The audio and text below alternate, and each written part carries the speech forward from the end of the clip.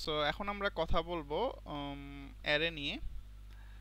So এতদিন পর্যন্ত আমরা ভ্যারিয়েবল নিয়ে অনেক কাজ করছি। সো ভ্যারিয়েবল, আমি একটা নিউ ফাইল ক্রিয়েট করি, তারপর বলতেছি অ্যারে 1।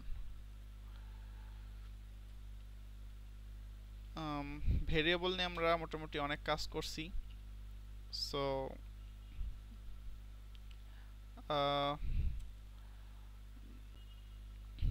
আমরা ধরেন একটা ভেরিয়েবল নিলাম এ, এর মধ্যে রাখলাম হচ্ছে হলো না ভেরিয়েবল, আমি ফ্লোট টাইপের নিলাম, ফ্লোট ফ্লোট হচ্ছে হলো এ নিলাম।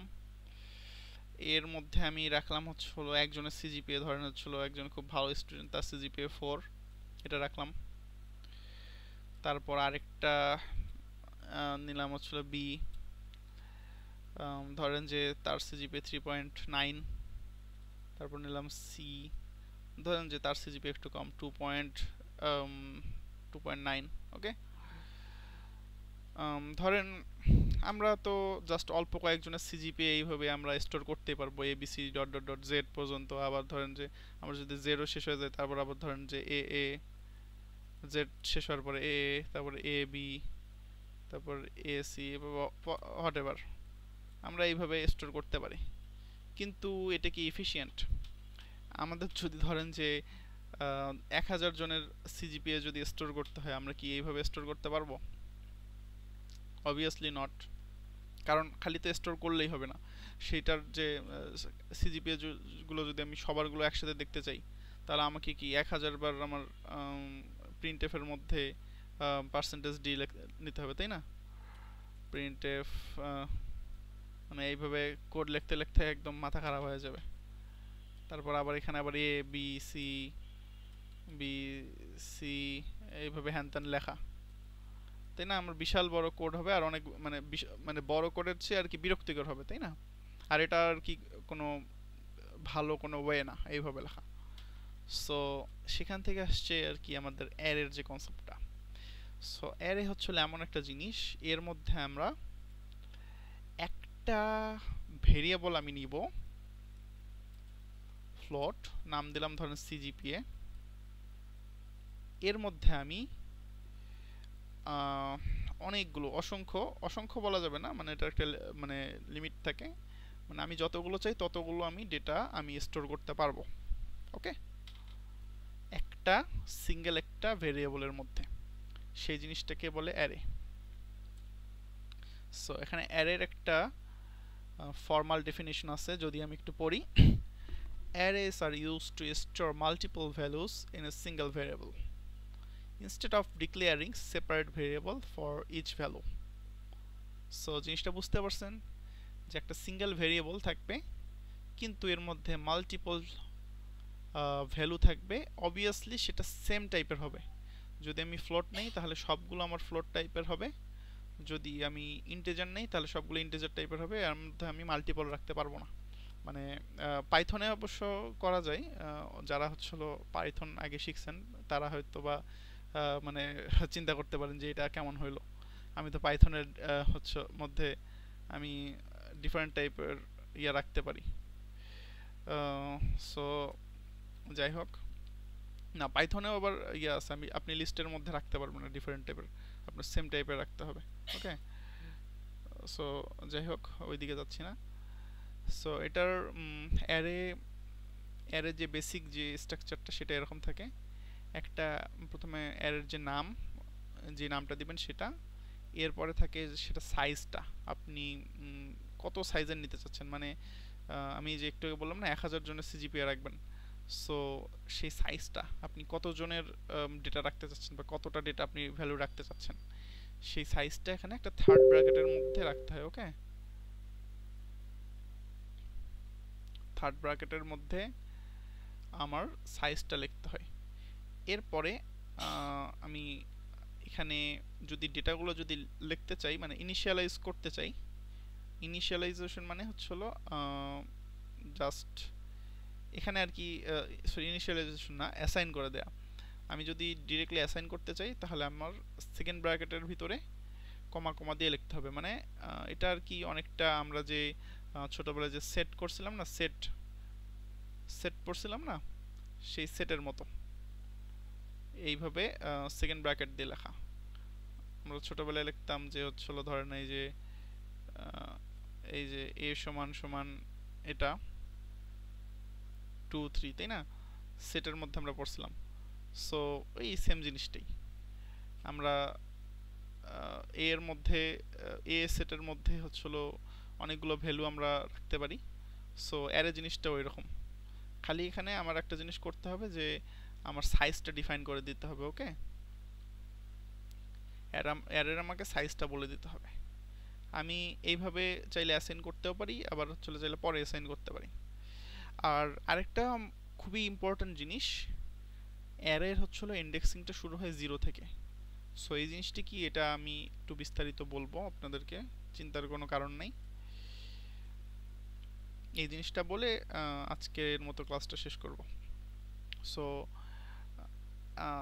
এখানে আসি, আগে যা এতক্ষণ যা বললাম সেটা আমি আরেকটু ফর্মালি বলার ট্রাই করি। দেখেন এবার হয়তো বা বুঝতে পারবেন, যদি এখনো না বুঝে থাকেন। এইটুকুতে মনোযোগ দেন। ওকে, আমি একটা অ্যারে নিলাম, ধরেন এগুলা বাদ দিই, ইন্টিজার টাইপের। প্রথমে আমাকে টাইপটা লিখতে হবে, এখানে আবার টাইপের কথা বলেনি, আমি ধরেন লিখে দিলাম আইএনটি, ইন্টিজার, ইন্টিজার টাইপের। ওকে, আমার লেখা অনেক খারাপ হচ্ছে এখানে, যাই হোক, আইএনটি এ আর আর, এর মধ্যে আমি নিলাম 5। ওকে, তাহলে কি হবে, আমি এই জিনিসটা লেখার মাধ্যমে অ্যারে নামে এআরআর এইটা নামে একটা ভেরিয়েবল ডিক্লেয়ার হবে, যেটার মধ্যে আমি 5টা ভ্যালু রাখতে পারবো। আমি যখন একটা শুধু একটা নর্মাল একটা ভেরিয়েবল নিব এ সমান এ নিলাম, ধরেন যে হচ্ছিল এটা আইএনটি এ। আচ্ছা, এইভাবে লিখতে টাইম লাগতেছে, আমি এখানে করি, ধরলাম আমি আইএনটি এ নিলাম। এইটা করার মাধ্যমে এইটা মেমোরিতে কিভাবে থাকে, মেমোরির আমাদের মেমোরিতে আমরা জানি, কম্পিউটার ফান্ডামেন্টালে পড়ে আসছিলাম, মেমোরিতে আলাদা আলাদা ব্লক আকারে আমাদের ডেটাগুলো থাকে, তাই না? এরকম অনেকগুলো ব্লক। তো ধরেন এরকম অনেকগুলো ব্লক আছে আমার মেমোরির মধ্যে।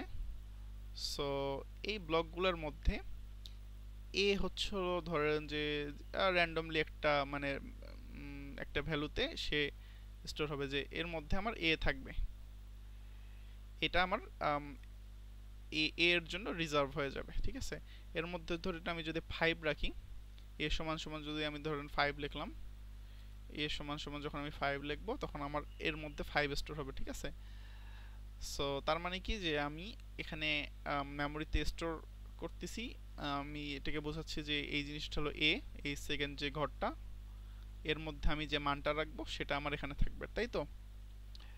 আর অ্যারে এই জিনিসটা কীরকম ভাবে অ্যালোকেট হয়, এটা হচ্ছে একটা সিঙ্গেল একটা ভেরিয়েবল মেমোরিতে অ্যালোকেশনের ক্ষেত্রে এরকম হয়। আর একটা অ্যারে অ্যালোকেশন কিভাবে হয়, একটা অ্যারে আমার যে সাইজটা থাকবে, এ আর আর নাম যেহেতু নিচ্ছি ওটাই নিলাম, এই জিনিসটা মেমোরিতে এইভাবে অ্যালোকেশন হয়। এটার যে সাইজ থাকবে ততগুলো জায়গা মেমোরিতে রিজার্ভ হয়ে যাবে। ঠিক আছে, যদি আমার 5 সাইজের আমি অ্যারে নেই, তাহলে আমার 5টা ঘর, এই যে মেমোরি যেটা আছে আমার র্যাম, সেই র্যামের মধ্যে থেকে আমার 5টা এরকম ব্লক, সেটা আমার কি হবে, অ্যাসাইন হবে। তো আমি একদম ফার্স্ট ক্লাসে আমি আলোচনা করছিলাম যে কোথায় গেল, যে কোথায় প্রতিটা ভেরিয়েবল কতগুলো, কোন ভেরিয়েবলটা কতগুলো সাইজ, কতগুলো বাইট অফ সাইজ সে জায়গা সে নেয়। এখানে আমি বলছিলাম যে ক্যারেক্টার, যেটা ক্যারেক্টার নেয় হচ্ছে হলো মেমোরিতে 1 বাইট,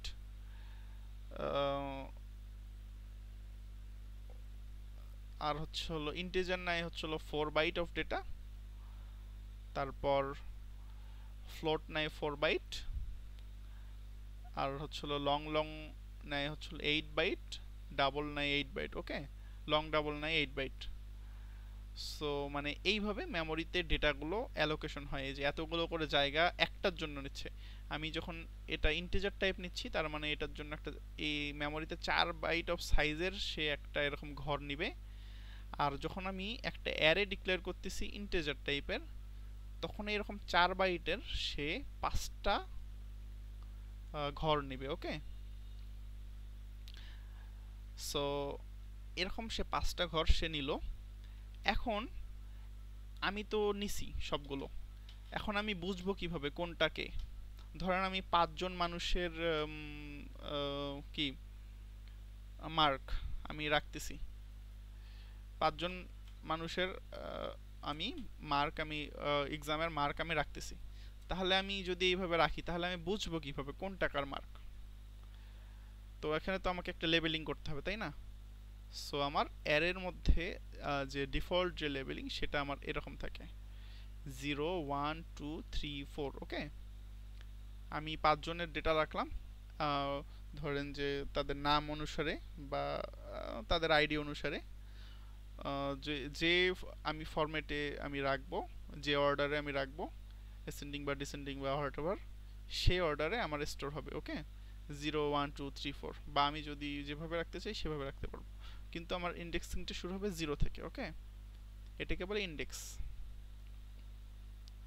আর অ্যারের ইন্ডেক্সিং শুরু হয় 0 থেকে। এটা কিন্তু একদম জবের ইন্টারভিউয়ে কোশ্চেনেও আসে যে অ্যারের ইন্ডেক্সিং কত থেকে শুরু হয়। ওকে, তবে কিছু কিছু ল্যাঙ্গুয়েজের এক্সেপশনাল কিছু কেসে দেখা যায় যে 1 থেকে শুরু হয়, ওটা আমাদের মানে ধরার বিষয় না। ম্যাক্সিমাম প্রোগ্রামিং ল্যাঙ্গুয়েজে, মোস্ট অফ দ্য প্রোগ্রামিং ল্যাঙ্গুয়েজে অ্যারের ইন্ডেক্সিং শুরু হয় 0 থেকে। ওকে, যেমন আমরা লুপের ক্ষেত্রে আমরা 0 থেকে নেই, সো অ্যারের ক্ষেত্রেও আমরা 0 থেকেই নিব। অ্যারের ক্ষেত্রে যদি আমরা 1 থেকে ধরি, তাহলে কিন্তু আমাদের প্রথম ঘরটা কিন্তু আমাদের ফাঁকা থাকতেছে। ওকে, সো অ্যারেতে 0 থেকে শুরু করা বেটার, 0 1 2 3 4। সো এই জিনিসটা এখানে বুঝাইছে। যখন আমি 5 সাইজের একটা অ্যারে ডিক্লেয়ার করলাম, এখানে মেমোরি অ্যালোকেশনটা এইভাবে হয়। অ্যারের মেমোরি অ্যালোকেশন নিয়ে কারো কোনো সমস্যা? বুঝতে পারছেন যে একটা অ্যারে কিভাবে ডিক্লেয়ার করে? অ্যারে ডিক্লেয়ার করার পরে আমি এইভাবে মানগুলো অ্যাসাইন করে দিতে পারি সেটের মতো করে। আবার চাইলে একটা একটা করেও দিতে পারি এইভাবে। a0 সমান আমি দিলাম 1, তারপর a1 সমান আমি দিলাম 2, এইভাবে হোয়াটএভার, এইভাবে আমি দিলাম। ওকে, আমি এইভাবে একটা করে মান আমি অ্যাসাইন করতে পারি। আর আমি অ্যারের এলিমেন্টগুলো কিভাবে দেখব? অ্যারের এলিমেন্টগুলো যদি আমি দেখতে চাই, ধরেন আমি এইভাবে মানটা অ্যাসাইন করে যদি দেই 1 2 3 4 5। ওকে, এখানে আমি পার্সেন্টেজ টি নিলাম a অফ 0। ওকে, আচ্ছা, পাশাপাশি যদি আমি 5টাই দেখতে চাই, তাহলে আমি 5টা পার্সেন্টেজ ডি দেই। ঠিক আছে, তারপর একটা নিব কমা, এটা কপি করি তাহলে একটু দ্রুত হবে। আসলাম 1 2 3 4, 0 1 2 3, এখানে হবে 4। ওকে, এবার আমি কোডটা যদি রান করি, দেখেন কি আসে। এটা কেটে দিই। কি হলো, কোথায় ভুল করলাম? ও সরি, এখানে কমা দিইনি, আবার কোথায় ভুল করলাম?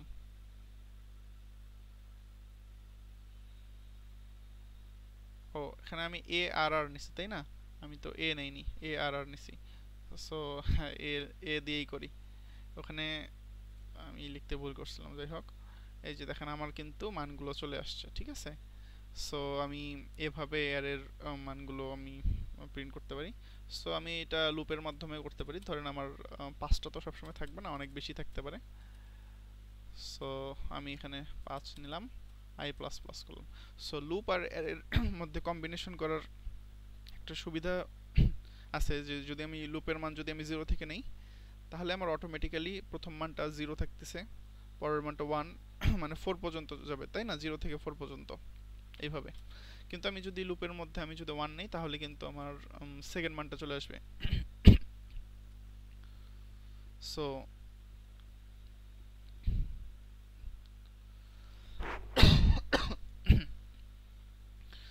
সরি, সো এই জন্য আর কি 0 থেকে শুরু করা বেটার। ওকে, সো আমার এটা এখানে বারবার আর কি পার্সেন্টেজ ডি দিয়ে এইভাবে লেখার দরকার নেই, আমি এখানে একবারই করতে পারবো। ওকে, কিভাবে? আমি জাস্ট একবার পার্সেন্টেজ ডি নিব, আর এখানে কি করব, এখানে জাস্ট এ অফ 0 জায়গায় এ অফ আই দিব, কারণ আমার প্রথমে আই এর মান ইনিশিয়ালি হবে 0, এরপর প্রতিবার লুপ ঘুরে আই এর মান 1 2 3, তারপর ফাইনালি হয়ে যাবে 4। ওকে, সো আই এর মানটা এইভাবে এক এক করে চেঞ্জ হইতে থাকবে, এই জিনিসটা আর কি এখানে। আর এ অফ আই মানে যে এ এর আইতম যে এলিমেন্টটা সেটার মান প্রিন্ট করবে। ওকে, এবার যদি কোডটা রান করি দেখেন এই সেম আউটপুট আসছে। আমি এখানে প্রতিবার নিউ লাইন দিছি, এই জন্য নিউ লাইন আসছে, আর ও উপরেরটা সহ প্রিন্ট হয়েছে কারণ এটা আমি কমেন্ট আউট করিনি। ওকে, এখন অ্যারের মানগুলো আমি তো হচ্ছে হলো 1 থেকে 5 পর্যন্ত নিলাম। এখন ধরেন আমাকে বলল যে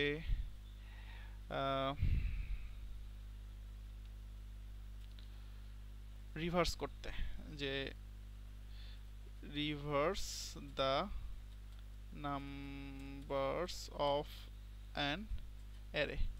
অ্যারের মান আমার হচ্ছে 1 থেকে 5 পর্যন্ত, এটা আমি রিভার্স করব।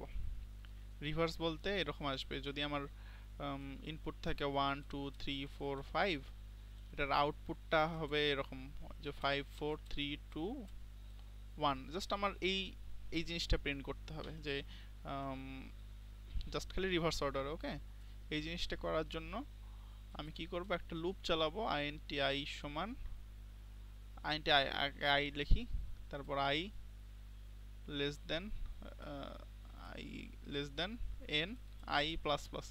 কি মডিফিকেশন করতে হবে সেটা আমি বলতেছি। ওকে, আমি জাস্ট খালি এখানে মানটা তো প্রিন্ট করে দেবো, তাই না?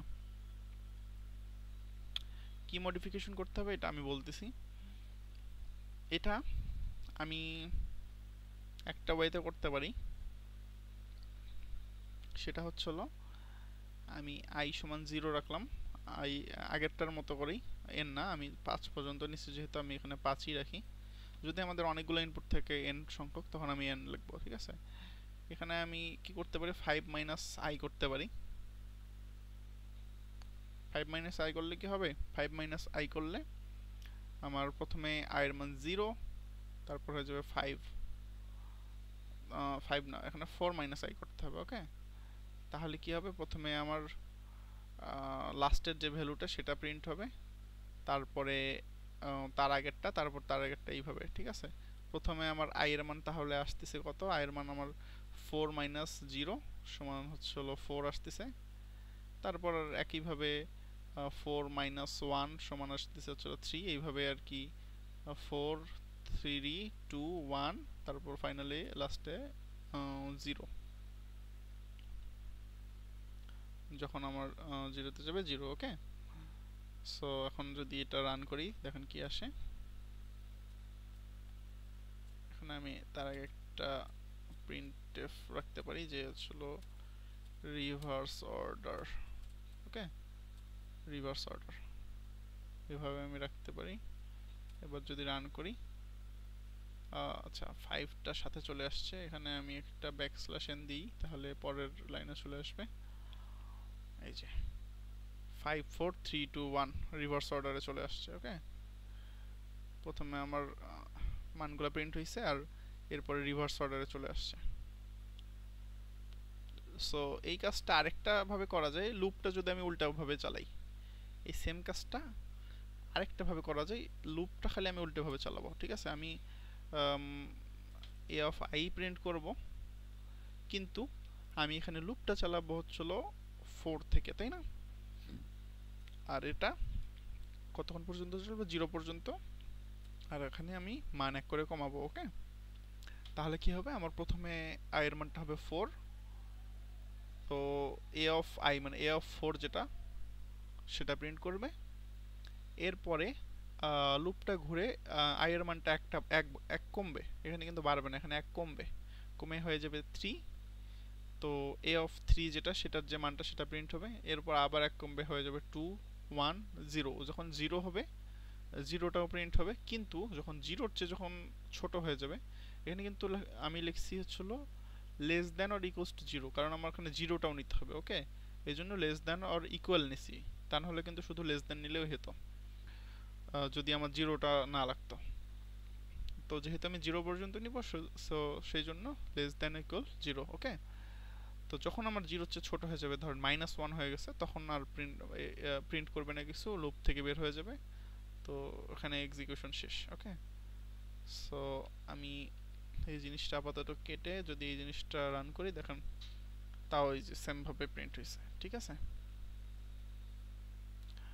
এটা হচ্ছে হলো একটা খুব সিম্পল একটা এক্সাম্পল অফ লুপ। ওকে, আচ্ছা, এবার জাস্ট একটা কথা বলবো, সেটা হচ্ছে হলো আমাদের যে লুপের যে টাইপ, এটা বলে আজকের ক্লাস শেষ করে দেব। ঠিক আছে, আমাদের লুপ হচ্ছে হলো আমরা দুই ধরনেরই বলতে পারি, কিন্তু এখানে কিছু কিছু জায়গায় দেখলাম আবার লুপটাকে 3 প্রকার বলছে। ওকে, লুপ হচ্ছে হলো 2 প্রকারই বলা যায় মেইনলি। একটা হচ্ছে হলো one dimensional loop, sorry loop না, অ্যারে। অ্যারেটাকে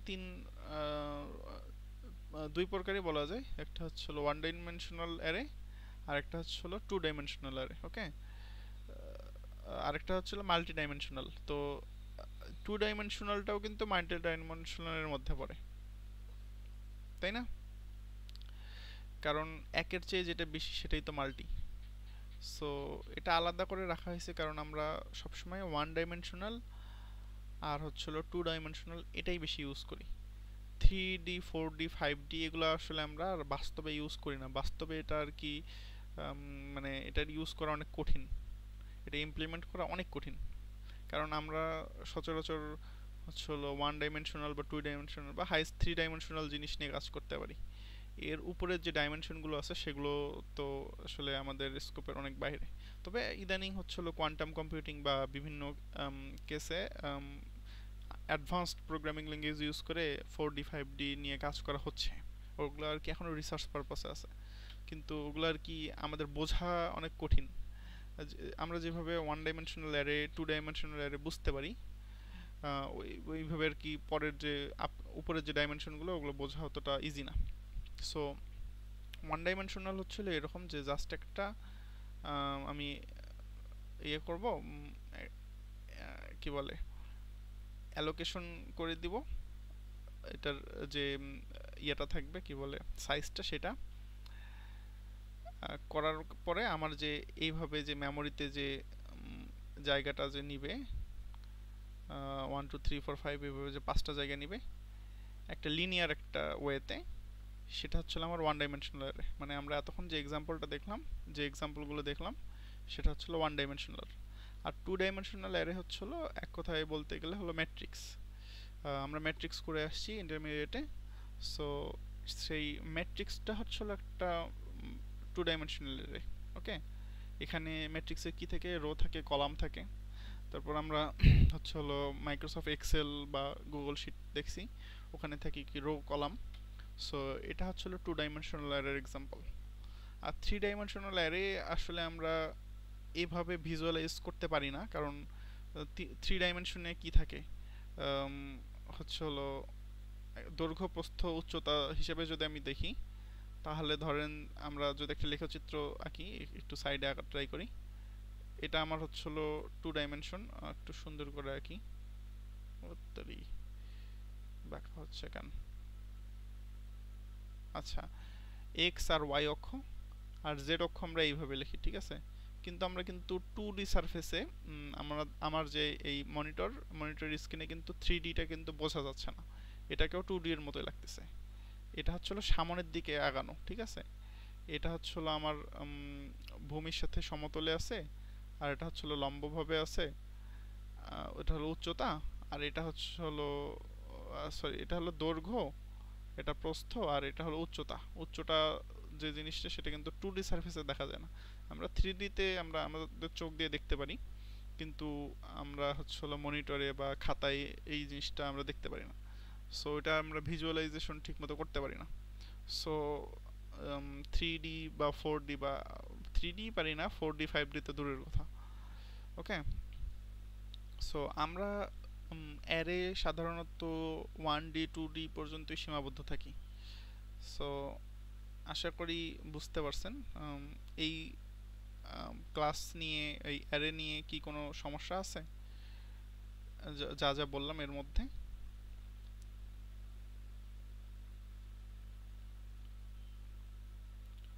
আচ্ছা, আমি রেকর্ডটা অফ করি।